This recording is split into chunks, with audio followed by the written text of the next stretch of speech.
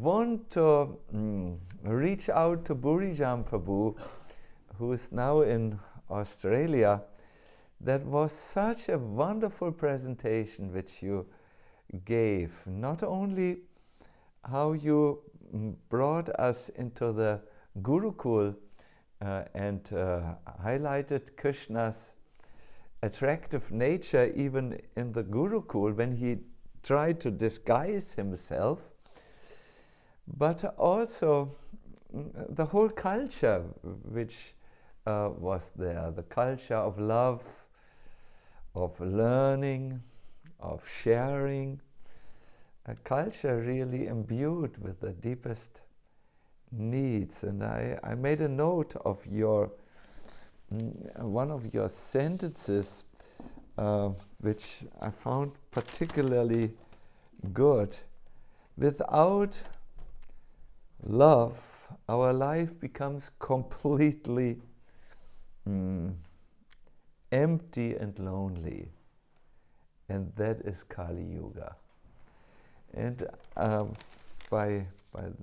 believe by listening about Krishna and hearing his dealings with his various devotees, including Sandipani Muni, his teacher,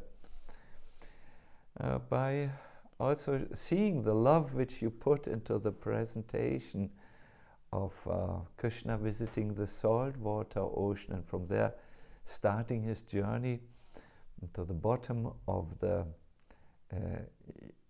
ocean, and from there to Yamaloka,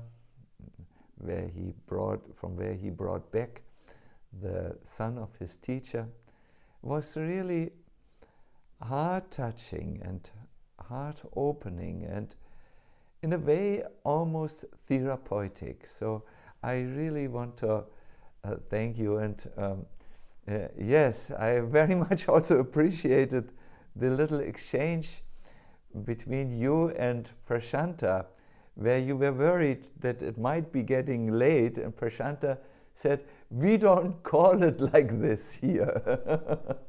Meaning, when we enter a different realm for which Vrindavan stands, where Krishna is put in the center, then where is there anything else to do when Krishna is so clearly in the center? There is nothing more important, nothing more time-pressing, and our schedules might well go out of the window because we have arrived in the most essential business of life, to put Krishna in the center. So I really want to thank you, and I made a note. The Vrindavan Institute for Higher Education will get an urgent request for your new book. What was it called? The Veil Begins to Part, the overviews of Canto 5 and Chapter 6. Can you hear me? Yes. I already planned on sending it to you urgently. Yeah. No. Oh. And also because of association with very special devotees, even a hard-hearted person like myself, or no-hearted person, with some very special devotees becomes softer.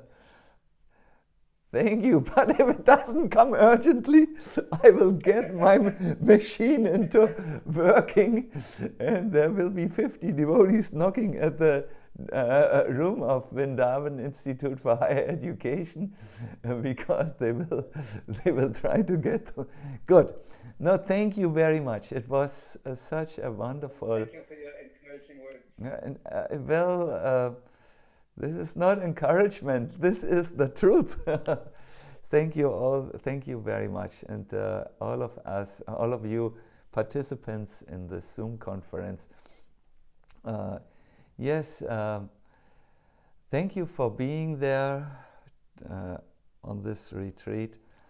I really can see that an atmosphere builds up, and please do know, this is very, very important. If in this life we can increase our taste for Krishna, even a little bit, that little bit which we can increase is the value of this life. The best result which we have obtained in this life. So yes, this is very good. And yes, and please keep on saying such sentences when we're getting late. We don't call it like this here. This is very important philosophy which you have concisely put in one sentence, Prashanta. Good. Hare Krishna. I'm going to disappear, but I'm listening. I just have a few things to do. Yes. To be empty. Yes, please. But I'm Hare listening, Krishna. as I'm hearing all the time. As you wish. Hare Hare Krishna. Good. So we will now go into the second part of lessons or life lessons from the Govardhana Lila. We will talk about how Krishna introduced an activity which has become really very, very much liked by all the devotees of the Lord. We will hear how he introduced the first Govardhan Parikrama and what transpired there. And we will enter a little bit into the psychology of Indra and how he reacted, and most probably gain a very important lesson in our own life. So let us start.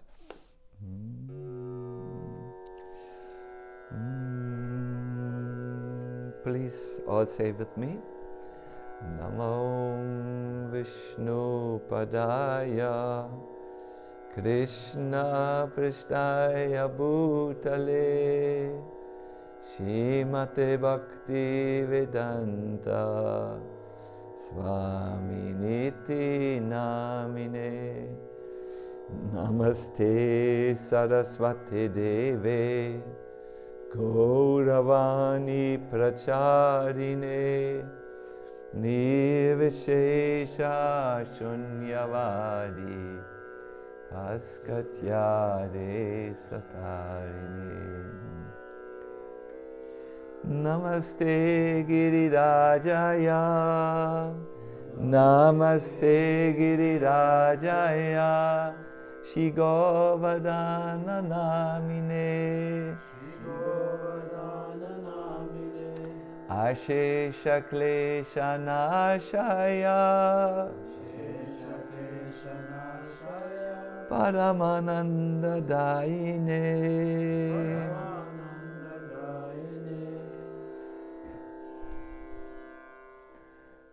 There's a great blessing about what we are doing during the Govardhan retreat.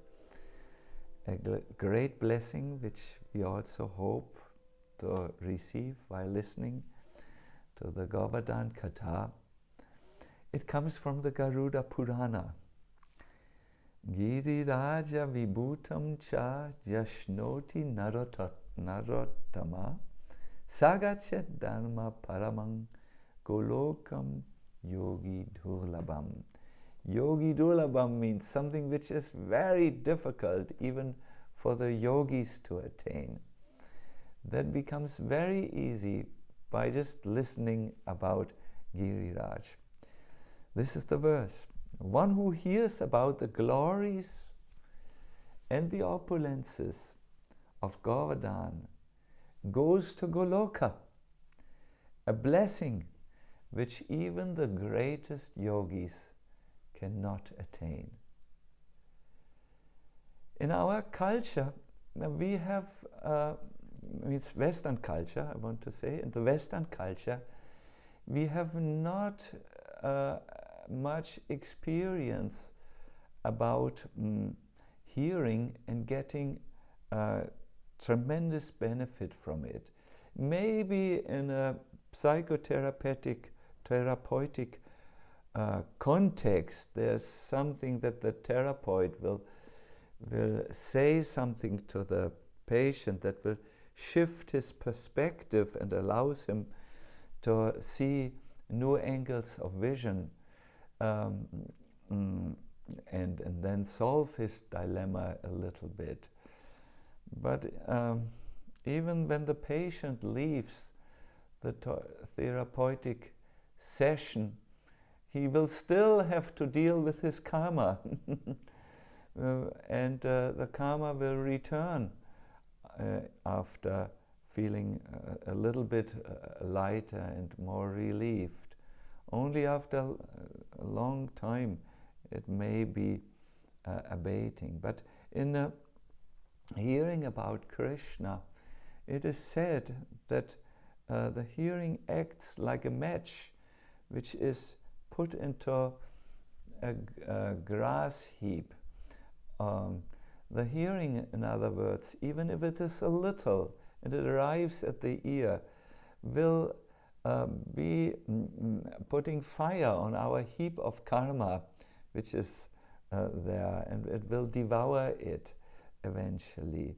So we here in the Govardhan, at the side of our lake, certainly can experience this. We have stopped all other activities. Everyone takes part in this hearing, and they say, this is opening a perspective to the only one reality that there is, the reality which exists outside of our mind, which is the spiritual reality, to which we don't have so much access when we are entangled in our multitude of busy thoughts.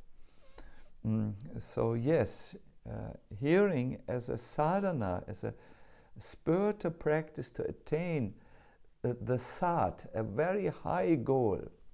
The syllable, now the word sadhana has the root word sat, which means attaining a high goal. That hearing to attain a high spiritual goal is our purpose here. So after the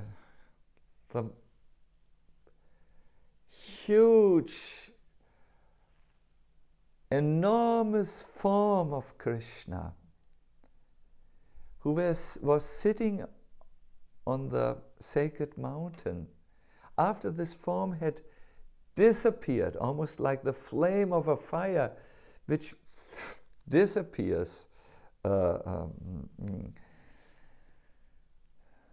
the Brijbasis took a rest, took a big feast. Somehow Giriraj had eaten everything, but he had also returned everything to his devotees. And then they took a rest.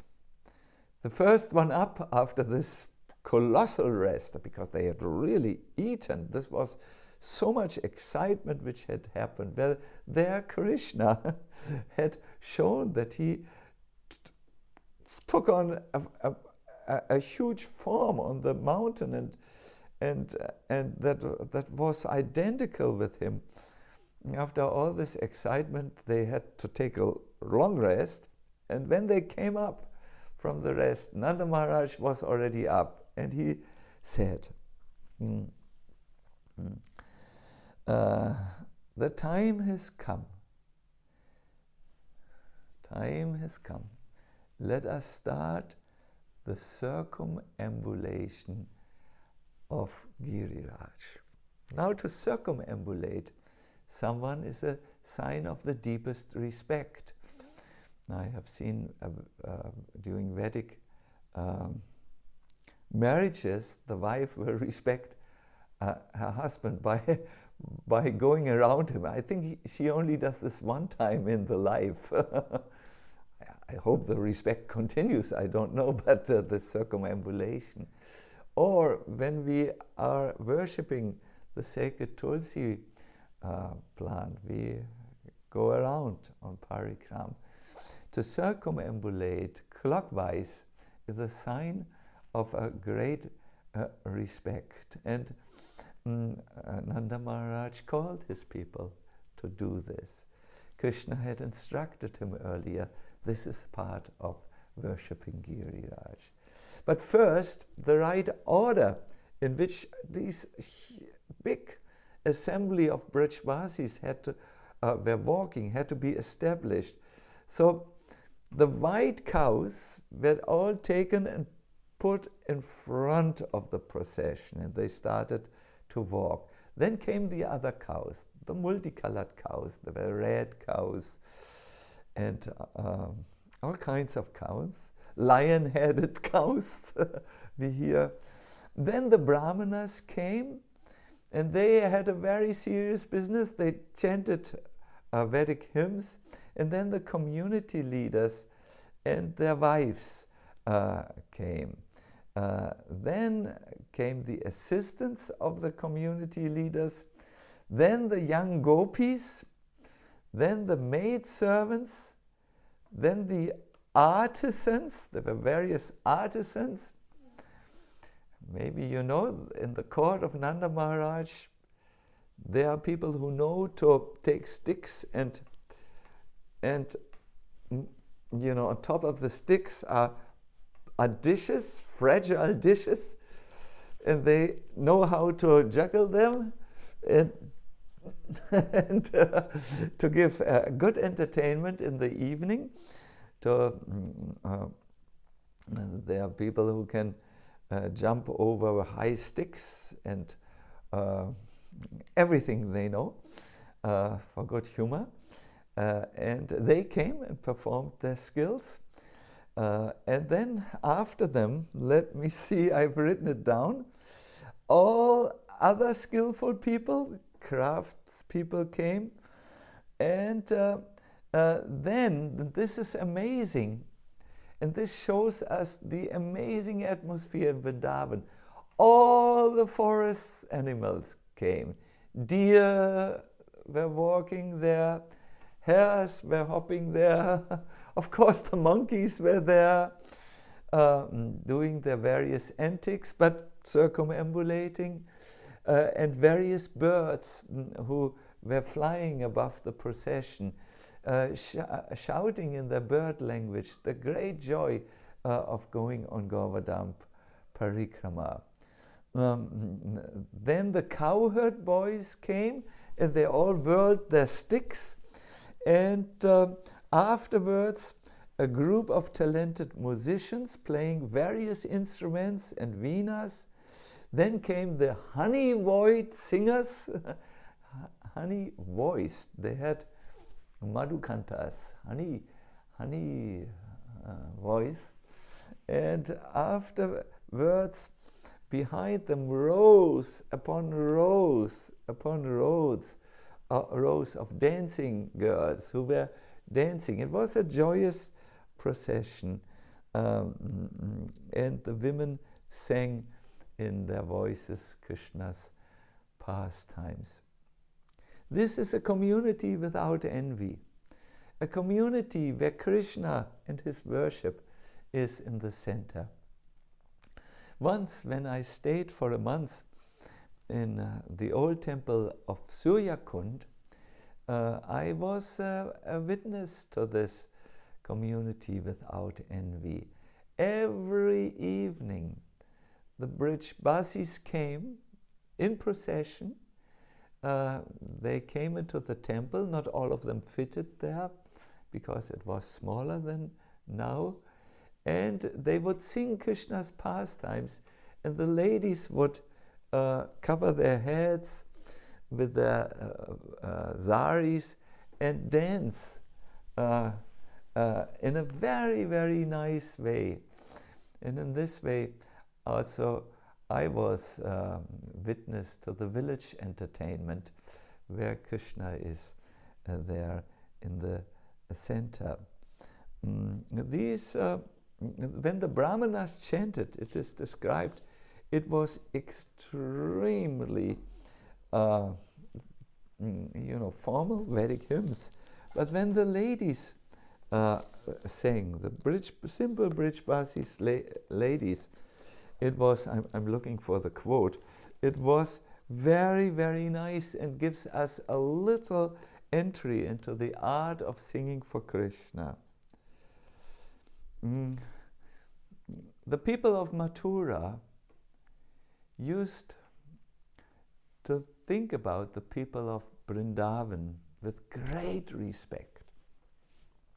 And when there was the wrestling match going on, the people said, the ladies of Vraj are the most fortunate of women, because with their minds fully attached to Krishna and their throats always choked up with tears, they constantly sing about him.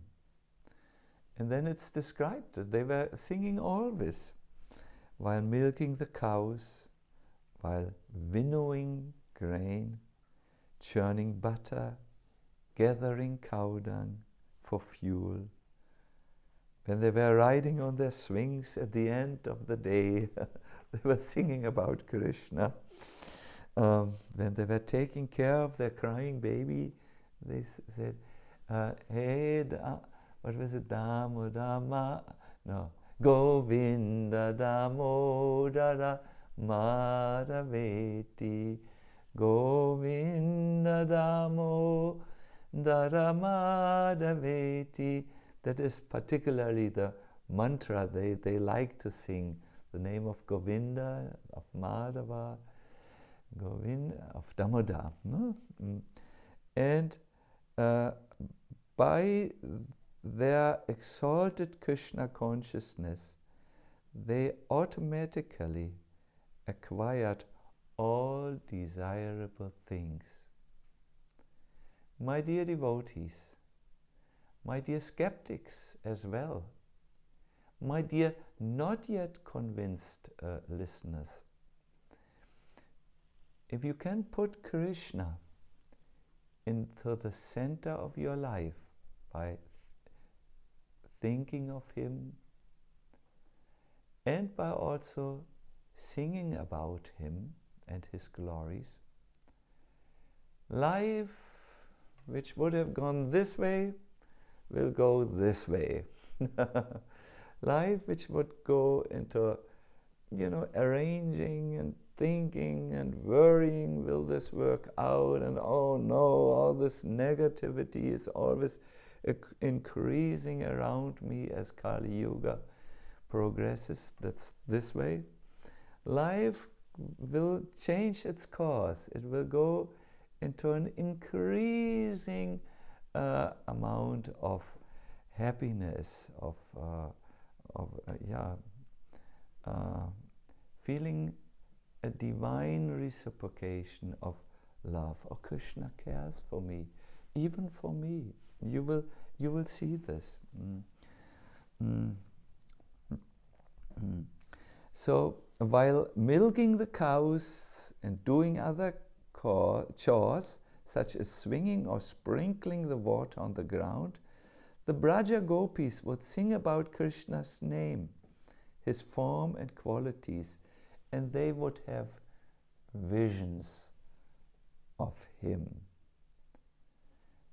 And in this way, by having Krishna in the center and feeling not left out by Krishna, but feeling that Krishna would be there in their life, they tasted the sweetness of Krishna, our consciousness. I think here's a lesson for us to take. While you do your other things, continue to sing about Krishna. Continue to think of him and meditate about Krishna. And I will guide you into a very simple meditational exercise just a little later, where this will be possible for us to do. I just need to put the clock here that I'm not losing the time. So yes, so this was all going on while there was the Govardhan Parikrama. singing about the Lord, and so on. What were Krishna and Balaram doing? How would they walk? I think we all know Govardhan Parikrama, and we do know that, yeah, after the 23rd kilometer, where we feel we have just gone through our life, because so many things are revealed to you on Govardhan Parikrama. After the 23rd kilometer, you might look down at your feet and, oh, they have changed. They are now full of blisters. What was Krishna and Balaram doing? Well, they were swaggering with a gait of young elephants. I do not know if all of you are sufficiently educated in the English language. I had to look it up. Swaggering means to walk with exuberance, to walk with pride. That's how Krishna and Balaram were going. Their young friends were swarming around them like bumblebees, and they would joke. And remember what the friends were doing? They took their sticks and had different whirling games. You know, I tried secretly to whirl a stick around, but I was destroying the room in which I was. It is quite difficult to keep it in a controlled way. So there was Lord Krishna. He looked like, with his dhoti, like yellow lightning. Here we see our Gopal Raj like this. He had ornaments. He carried a rope around his shoulder. It was a rope for tying the cows. And he also, with great laughter and joy, twirled his effulgent stick into the air. He said to Balaram, "Dauji, see how I'm twirling and throwing my stick." And he just made it a point to throw it very high. There was a reason, two reasons: joyfulness in the company of his cowherd boys, but he was thinking of one devotee who was really trying to see him, but because of being situated in the back of the procession, or a little bit behind, this devotee didn't see Krishna. It was Srimati Radharani. Radha had covered her face with a veil so that no one would see, that she would only glance at Krishna. She had only eyes for Krishna. She was surrounded by her elders. However, by seeing the whirling effulgent stick of Krishna, which he threw in the air, Radha knew, here is my beloved, and that feeling gave her great transcendental bliss. Now on the way, and I think this is also something very, very important for us to learn, on the way, Nanda Maharaj stopped frequently to give charity to the brahmanas and the beggars. And when Krishna saw this, he became so pleased that he would offer his dear father a sidelong glance. This sidelong glance of Lord Krishna is really the blessing which a devotee wishes to have in his life. And I will return a little later to it, but here, you just have here, I just want to only speak about the quality of Krishna's sidelong glance. You know, once when Lord Krishna was just very small, Nanda Maharaj had to go to Mathura to give his taxes to the government of Kamsa. And he thought to himself, usually I do not make a difference between a friend and an enemy. I have an equal vision. But this boy, my own boy, has totally changed that. I have become absolutely attracted to my little boy, although he does not yet speak. Krishna was just recently born, no?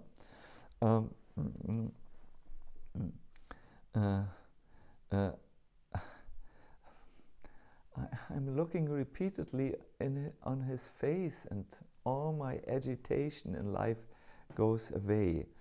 But before Nanda left for Mathura, he looked one more time at the face of his child. He had taken Krishna on his lap. Krishna was there with his father, just very, very happily. And he experienced so much bliss by holding Krishna on his lap. Then he kissed Krishna on his forehead, like that, and his cheeks. And he embraced his body, but he could not feel this is enough. He just delayed his departure to Mathura. And the nurse who saw this, who was also there, said, "Oh, dark child, sweet dark child, your father cannot go and see the king unless you give him your permission." And at that time, Krishna, with his most astonishing childlike nature, smiled at Nanda Maharaj. And this smile sustained Nanda Maharaj. He remembered it again and again. And he was so much in love with Krishna all the time that he struggled to keep his love secret before his other cowherd men.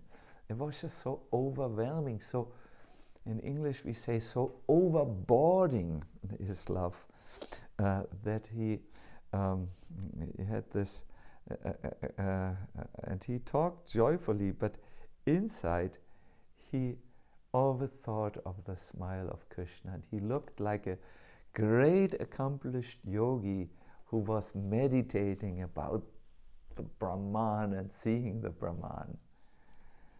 You see Vrinda Devi in the back?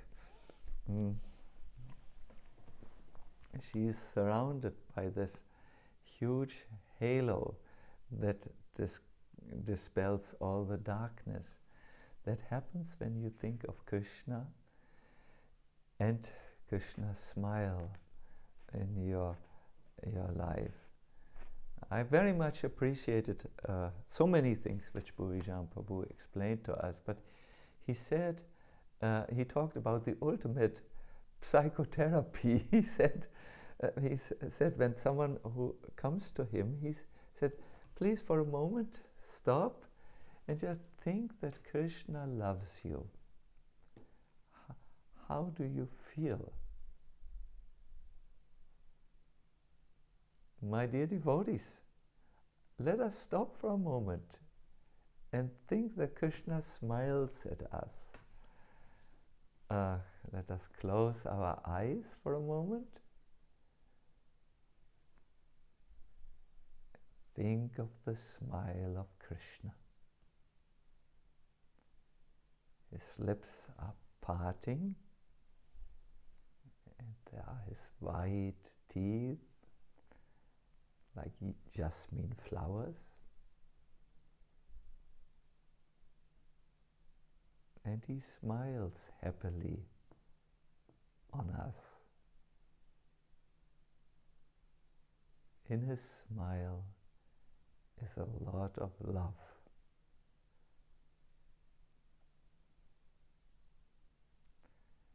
it's a wonderful meditation, and I'm just now finishing a book on meditation, inner stillness, and one is called The Divine Smile.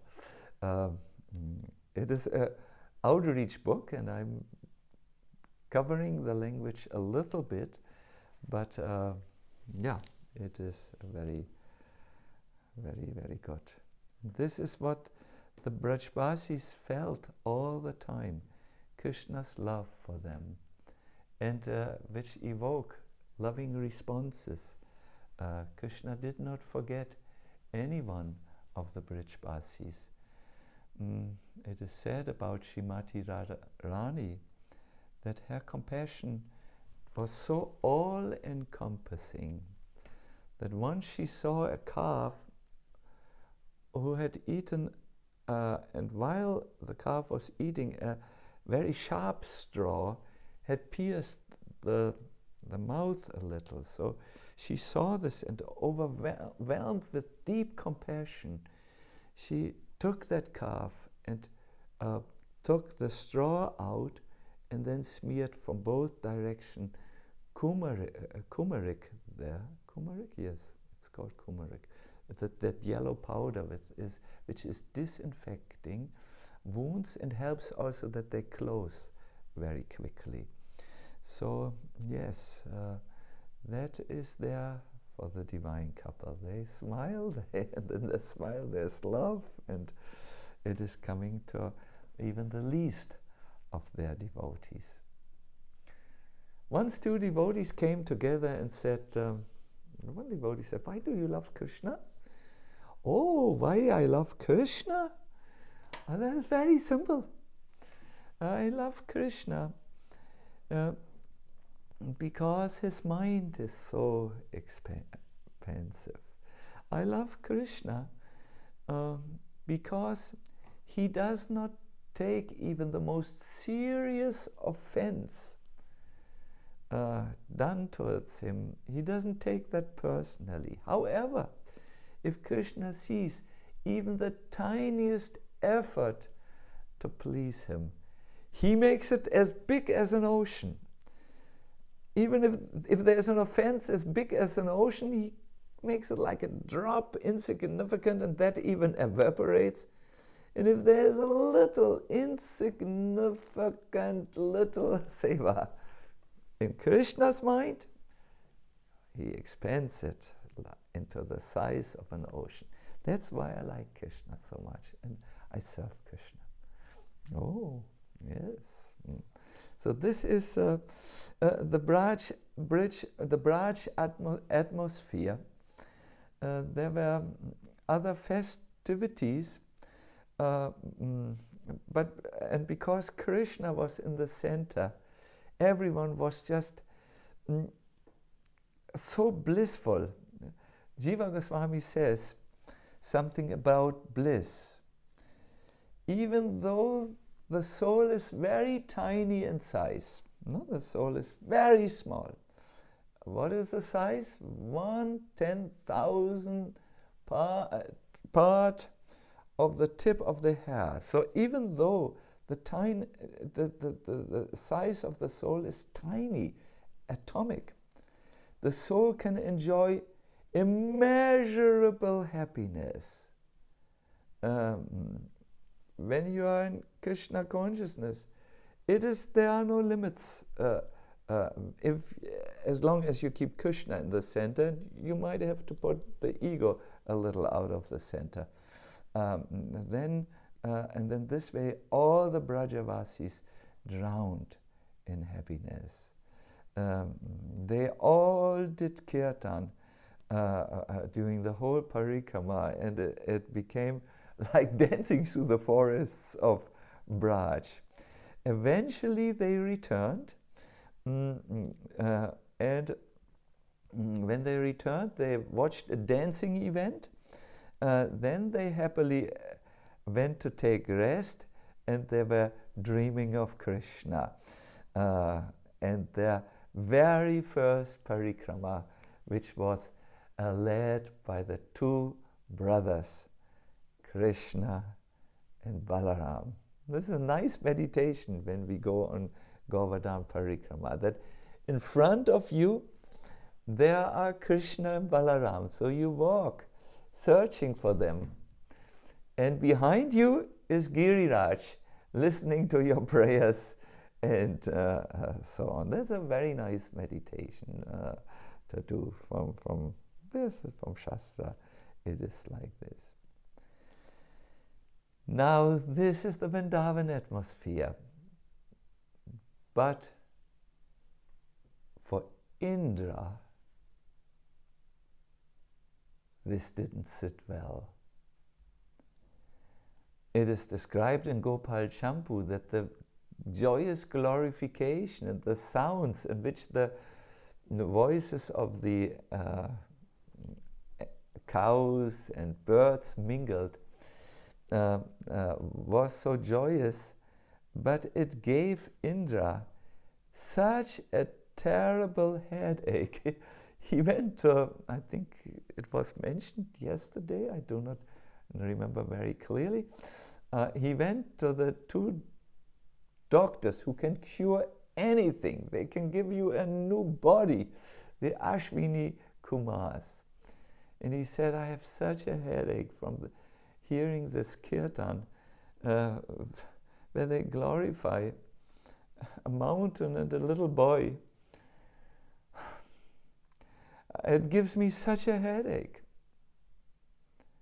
And the Ashwini Kumars looked at him, and they could see the reason was envy.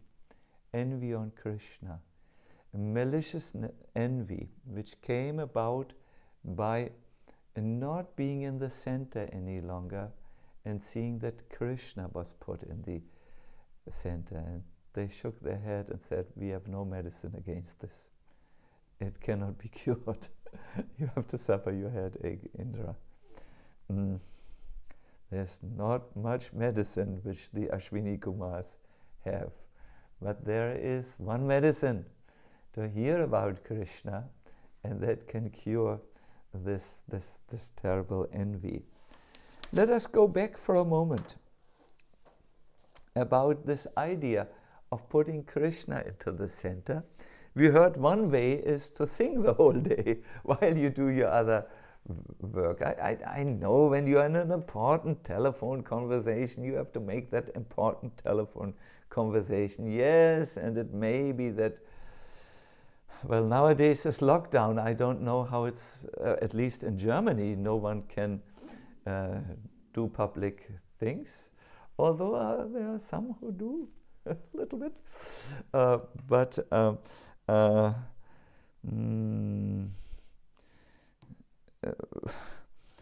Yes, there may be some activities which you cannot do while you where you cannot sing. But then you can think of Krishna.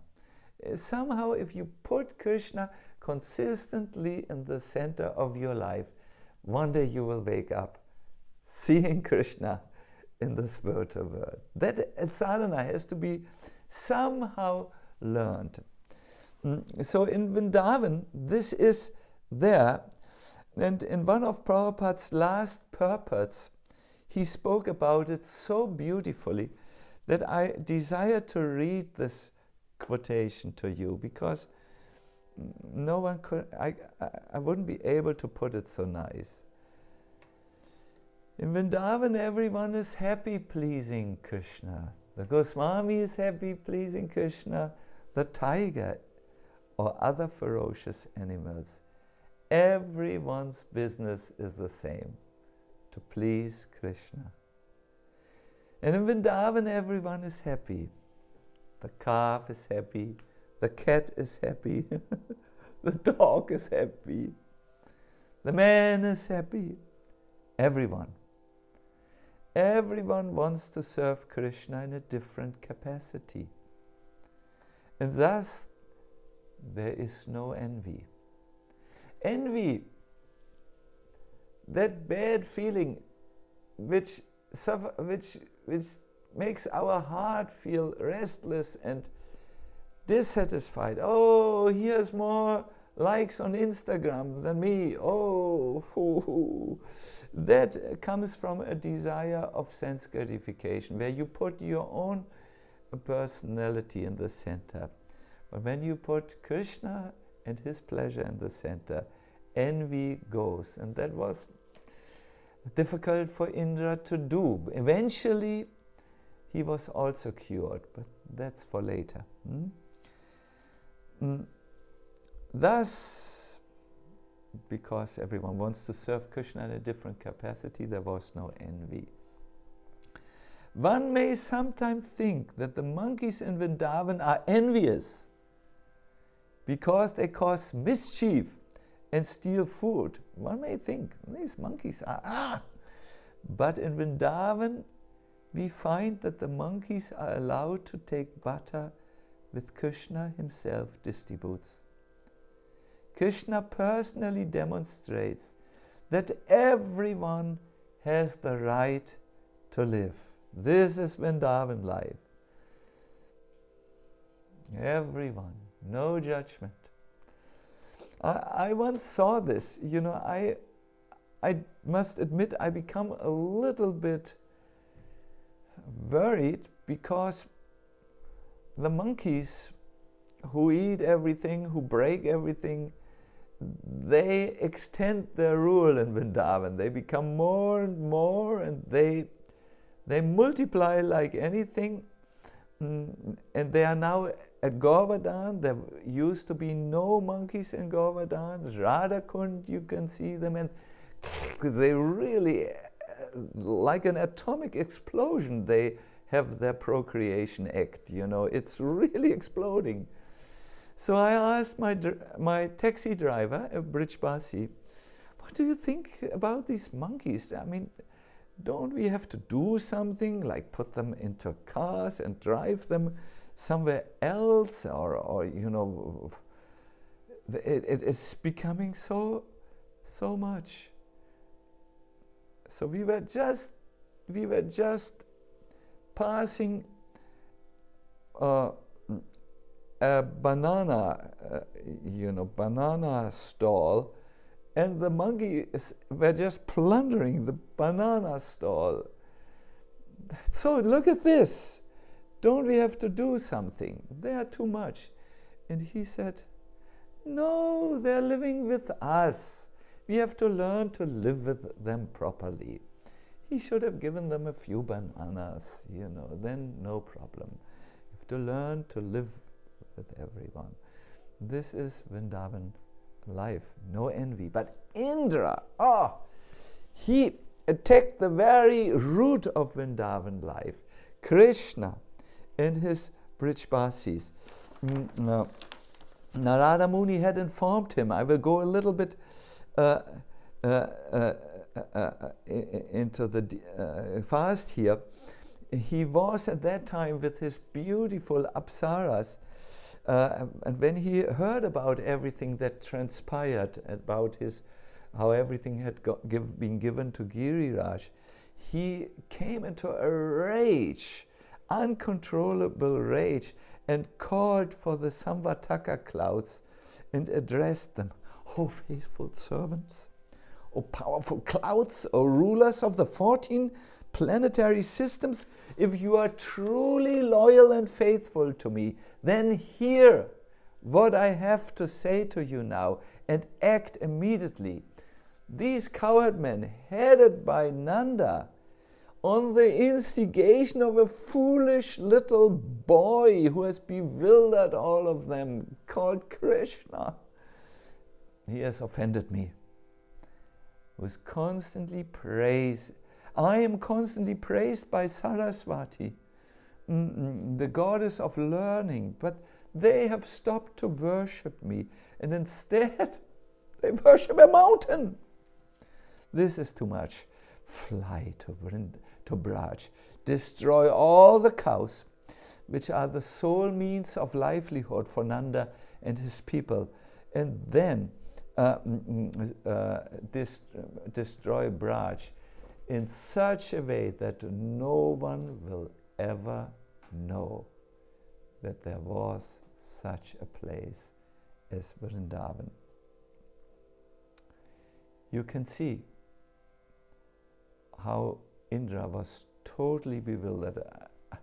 I don't want to don't want to say it. I mean, we need Indra, but my grandfather once told me about Adolf Hitler. I do not know if you, I mean, everyone has, but if you say it like this, in German you say Adolf Hitler.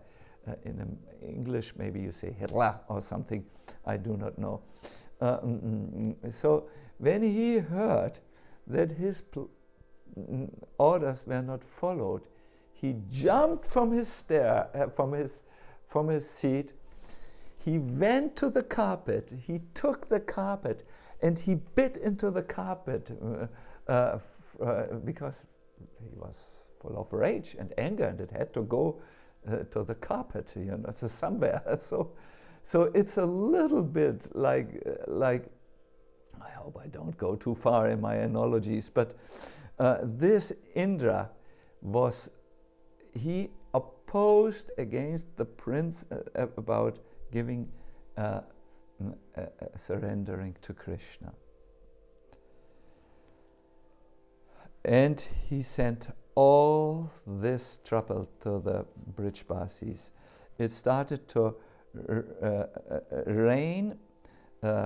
First the clouds came to Braj and they grew and grew.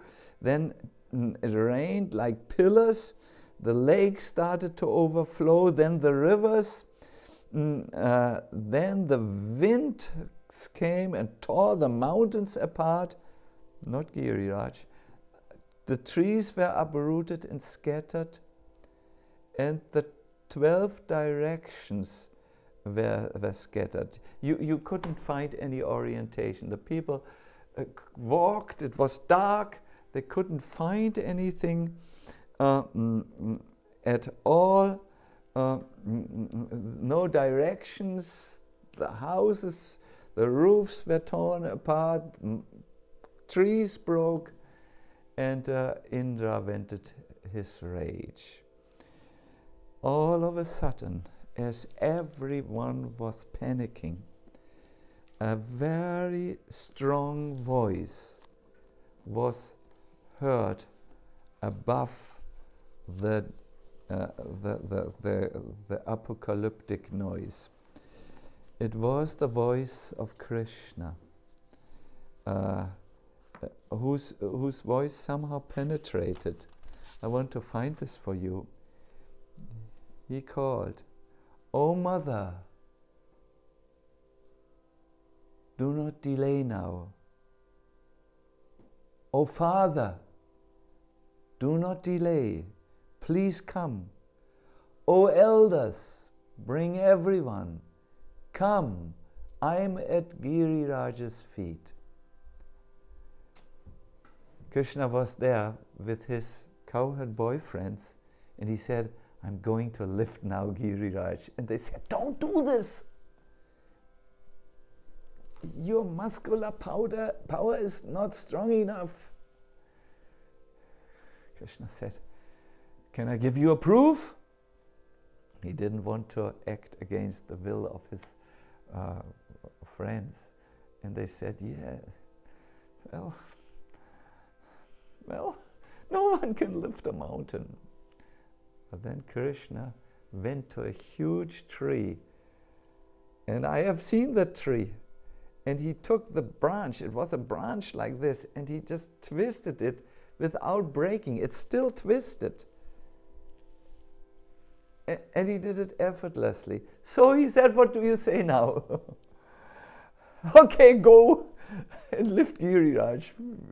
So he went to the southern end of Giriraj, that's where Pujari is.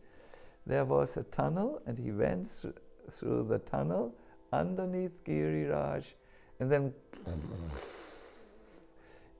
this was the right hand, with the pinky of his left hand, he raised Giriraj, and he called all his devotees under the mountain, who now had a second festival. The first was the Giriraj festival, but the second festival was looking at Krishna.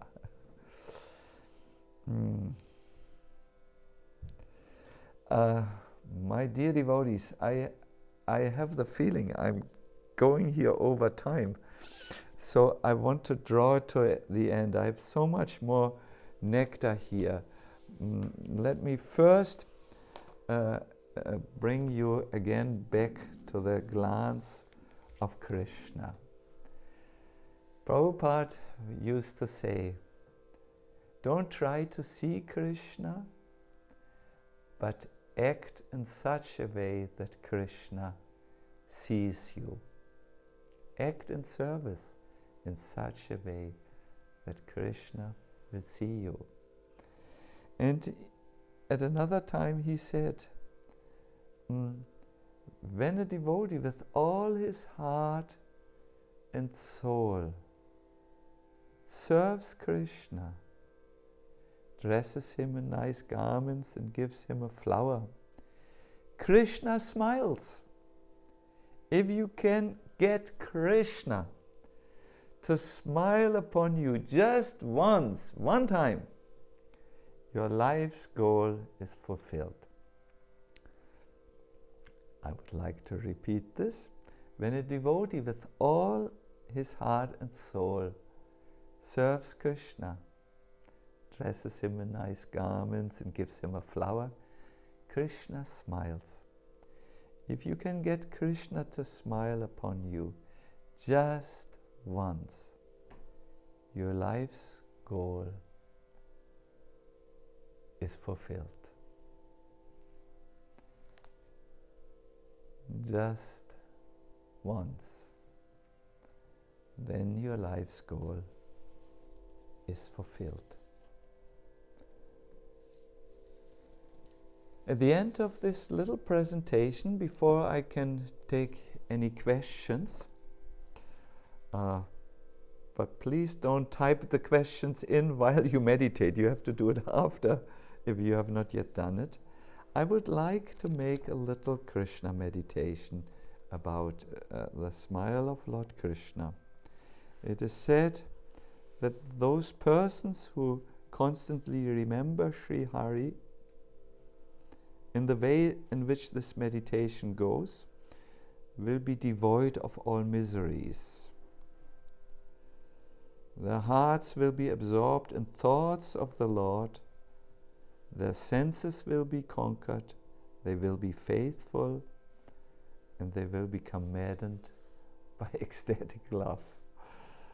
This is a meditation which I take from this work, Hari Bhakti Kalpa Latika, the wish-fulfilling creeper of devotional service to Lord Hari, which was printed by an anonymous author, but Bhaktisiddhanta Saraswati Thakur liked it so much that he kept it in print while he was with us, or while he was there.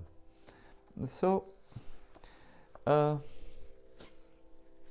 meditating about Lord Krishna, there are many entries in the, what is it called, Prabhupada's books about it, but it is something which our movement only now begins to discover, slowly and slowly and slowly, because naturally we have placed the main emphasis in our sadhana on hearing about Krishna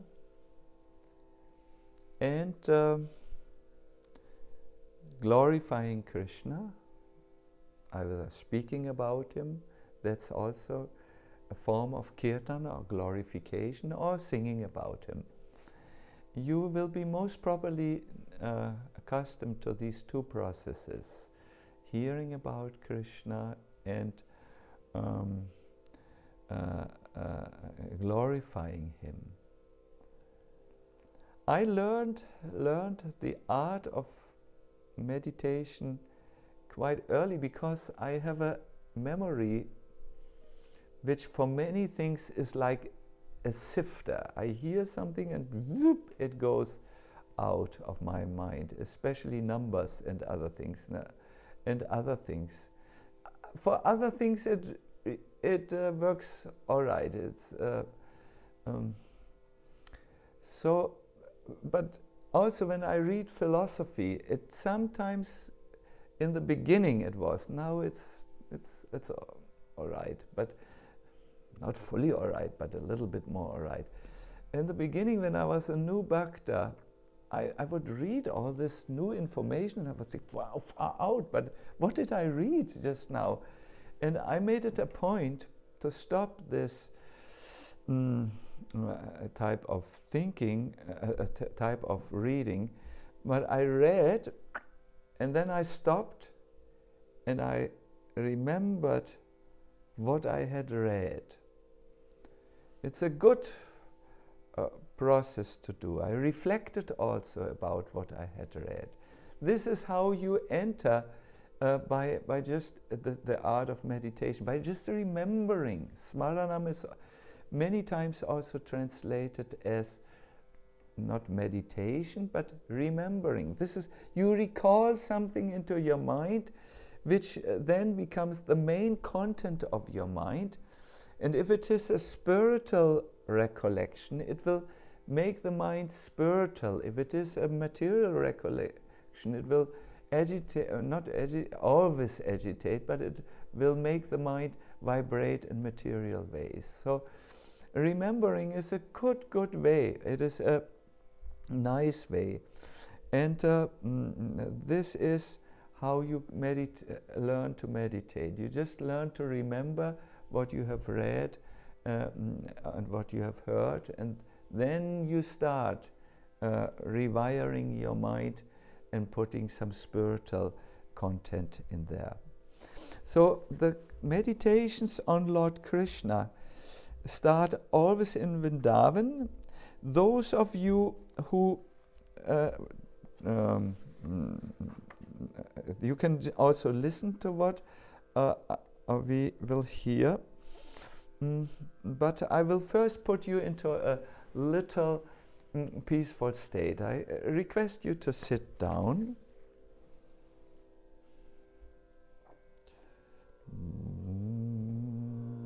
Yes, thank you.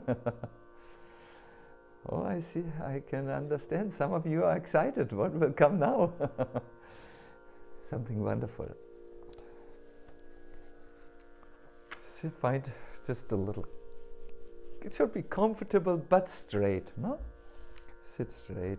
You might like to just, some of you are so stiff. Roll your shoulders a little bit. Open your chest. Hear something. Breathe in. Yes, and out. I'm serious. Do it. It's good. It's authorized yoga. You need a little bit more energy, my dear people. And a little bit with traction. Yes, with some sound.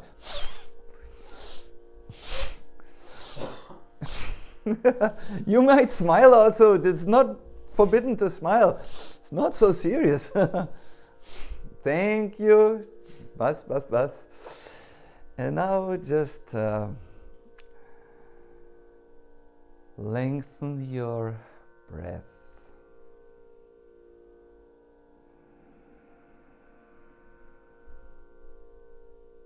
In and out.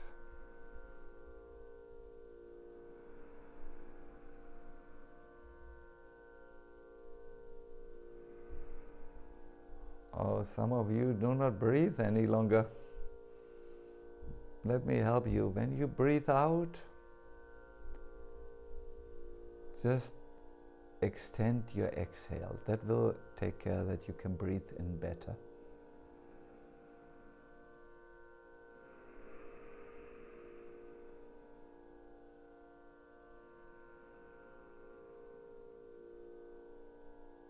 When you're ready, close your eyes and continue to breathe in and out. Appreciate your breath. Pranosmi, Krishna is that prana inside the breath, that life energy or life force.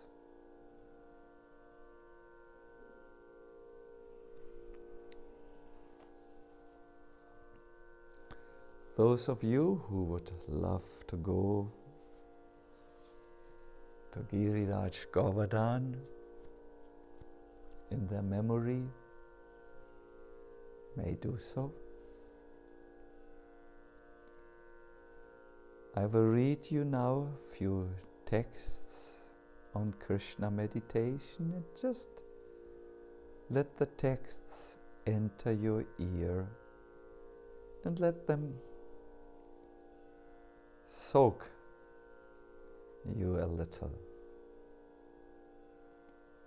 First,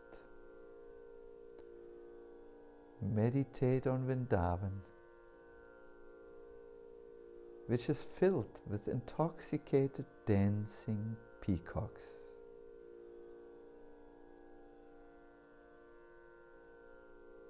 There are flowers surrounded by bees.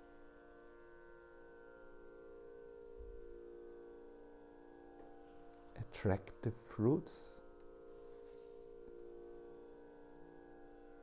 And there are various enchanting trees with newly grown buds on them.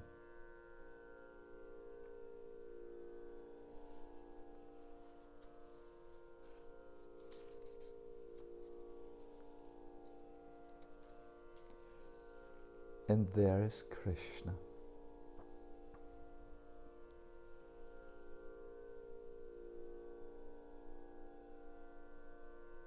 He looks at his flute and then places it into his mouth and starts to play.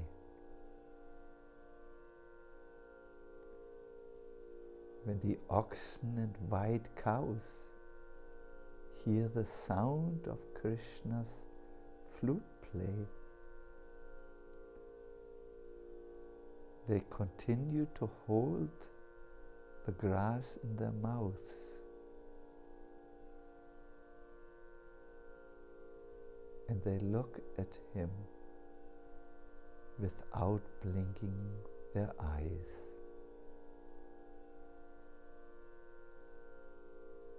The cows begin to slowly approach Krishna, and while they walk, the calves continue drinking milk from their udders as they go along and surround Krishna from the 4 directions. O friends, please meditate on the cowherd boy Shri Krishna, who's wearing a garland of forest flowers, whose form is blackish like a new cloud, who's eager to hear the sound of his own flute, and who is surrounded by calves who have traces of milk around their mouths.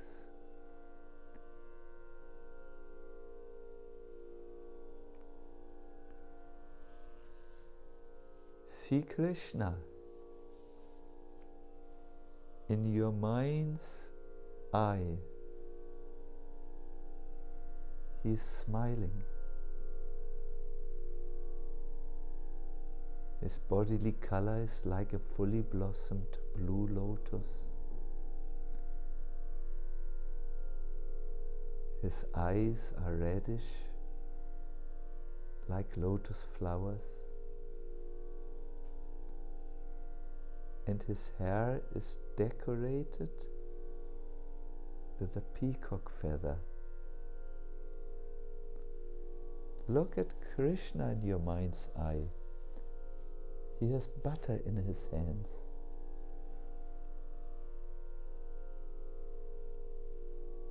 and he is surrounded by his cowherd friends.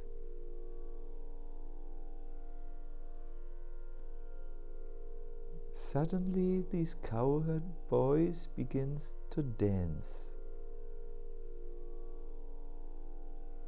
and Krishna joins them and dances while his ankle bells are making a very sweet sound.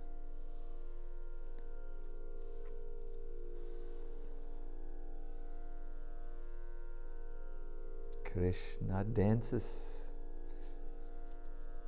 and he smiles.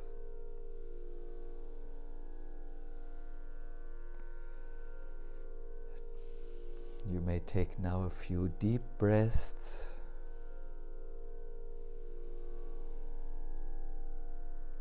and slowly return to computer awareness.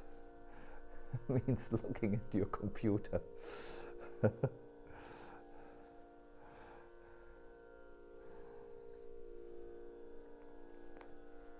I thank you very, very much.